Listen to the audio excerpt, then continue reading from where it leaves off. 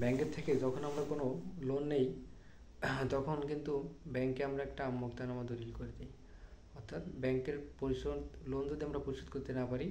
তাহলে ব্যাংক ওই সম্পত্তি বিক্রি করে অথবা আমাদের এই সম্পত্তি লোনের টাকা সে নিয়ে নিতে পারবে। কিন্তু এখন আমাদের মনে প্রশ্ন জাগে যে ব্যাংকে আমরা লোনের জন্য কোনো সম্পত্তি বন্ধক রেখেছি, এই সম্পত্তি আমি ব্যাংকে বন্ধক রাখা অবস্থাতেই অন্য কোনো ব্যক্তির কাছে বিক্রি করতে পারবো কিনা অথবা অন্য কোনোভাবে হস্তান্তর করতে পারবো কিনা। যেরকম আমি যদি মনে করি যে এই সম্পত্তি আমি ব্যাংকের কাছে বন্ধক থাকা অবস্থায় নতুন করে আরেকজনের কাছে বন্ধক দেব, সেটা করা সম্ভব কিনা। মনে রাখতে হবে সাবসিকুয়েন্টলি আমরা যদি কোনো কাজ করতে চাই তাহলে আমাদেরকে অবশ্যই যে প্রতিষ্ঠান অথবা যে ব্যক্তির কাছে সম্পত্তি বন্ধক রেখেছি ওই ব্যক্তির লিখিত অনুমতিপত্র নিতে হবে। অর্থাৎ সেই ব্যক্তি আমাদেরকে অনুমতি দিবে যে আপনি এই সম্পত্তি অন্য কোনো ব্যক্তি বা প্রতিষ্ঠানের কাছে নতুন করে বন্ধক রাখতে পারবেন অথবা বিক্রয় করতে পারবেন। কিন্তু আমরা অনেকেই একটা ভুল ধারণা পোষণ করি যে আমরা চিন্তা করি যে এই সম্পত্তি যেহেতু ব্যাংকের কাছে বন্ধক রাখা, সুতরাং আমি অন্য কোনোভাবেই এই সম্পত্তিটা কোনো ব্যক্তির কাছে পরিশোধ নতুন করে হস্তান্তর করে দিতে পারি কিনা, বা ব্যাংকের টাকাটা অথবা যে ব্যক্তির কাছে আমি বন্ধক রেখেছি সেই ব্যক্তির টাকাটা আমি কোনোভাবে পরিশোধ না করে অন্য কোনো উপায় অথবা পায়তারা করতে পারি কিনা। কিন্তু এটা আসলে কিন্তু সম্ভব নয়, কারণ সম্পত্তি হস্তান্তর আইনের 53 ঘ ধারায় বলা হয়েছে যে কোনো ব্যক্তির কাছে বা কোনো প্রতিষ্ঠানের কাছে যখন কোনো সম্পত্তি বন্ধক রাখা হয়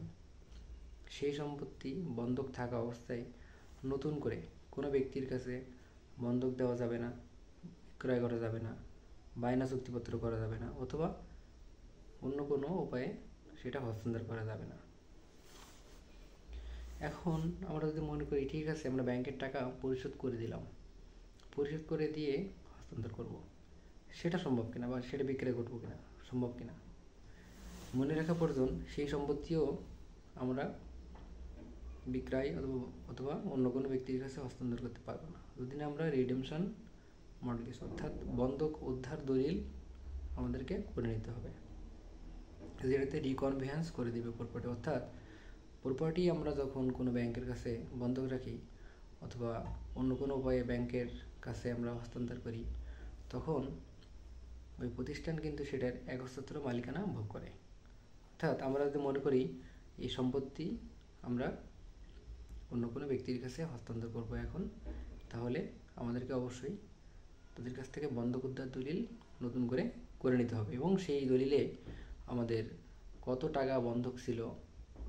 আমরা কবে এই টাকা পরিশোধ করেছি, আগের দলিল নম্বরটা কত, সেগুলা